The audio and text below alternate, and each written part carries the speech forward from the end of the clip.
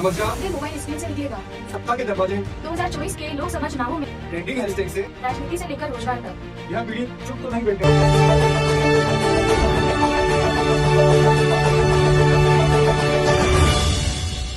नमस्कार, मैं हूं अनिल सक्सेना।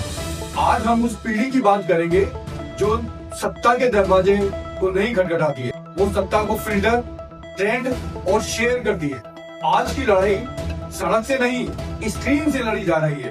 कभी नारे संसद में गूंजते थे, लेकिन अब ट्रेंडिंग हैशटैग से सरकार की नींद उड़ जाया करती है। भारत में 65% युवा हैं, यानी भारत में युवा बहुल नहीं, युवा चलित है। 21 करोड़ युवा मतदाता। सवाल यह है कि क्या ये सब राजनीतिक भागीदारी निभा रहे हैं या डिजिटल सक्रियता में ही अपने आप को बिजी किए हुए हैं। सोशल मीडिया पर राय की कोई कमी नहीं है, लेकिन यह राय वोट में तब्दील हो तभी इसका कोई मतलब निकलता है। पर याद रखिए, बदलाव लाइन्स में नहीं, मतदान की लाइन में लगने पर आता है। जब यही युवा अपनी उंगली का निशान सोशल मीडिया से निकालकर मतदान की मशीन पर लगाएगा, तभी असली क्रांति आएगी। लेकिन एक बात साफ है, यह पीढ़ी चुप तो नहीं बैठने वाली है। नमस्कार, आप देख रहे हैं ललकार न्यूज और मैं हूं आपके साथ यशस्वी चौहान। आज हम बात करेंगे उस पीढ़ी की जो हाथ में सत्ता नहीं पर हाथों में मोबाइल लिए देश की दिशा तय कर रही है। कभी बदलाव की शुरुआत सड़कों से होती थी, आज हैशटैग से होती है। कभी नारों की गूंज संसद तक पहुंचती थी, आज ट्रेंडिंग पोस्ट से सत्ता मिल जाती है। सवाल ये है, क्या भारत का अगला राजनीतिक या सामाजिक बदलाव वाकई मोबाइल स्क्रीन से निकलेगा? भारत में 65% आबादी 35 साल से कम उम्र की है, यानी वह देश युवाओं का है। और यही वो ताकत है जो हर ट्रेंड, हर आंदोलन और हर चुनाव को आकार दे रही है। 2024 के लोकसभा चुनावों में 18 से 19 साल के मतदाताओं की हिस्सेदारी करीब 21 करोड़ थी। पर असली सवाल यह है, क्या ये युवा सिर्फ सोशल मीडिया पर जागरूक है या सच में सत्ता को दिशा देने में शामिल भी?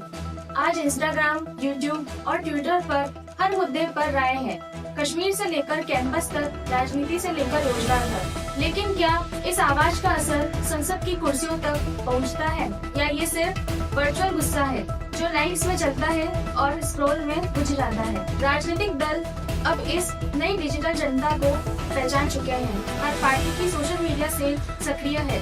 हर भाषण में अब कैमरे का एंगल पहले तय होता है, क्योंकि आज की राजनीति जनता के सामने नहीं, फील्ड में दिखती है। लेकिन युवा का सवाल वही है, रोजगार, शिक्षा और अवसर। और शायद यही सबसे बड़ी विडंबना है कि वोटर एजुकेट हैं, पर सिस्टम अब भी 20वीं सदी में खड़ा है।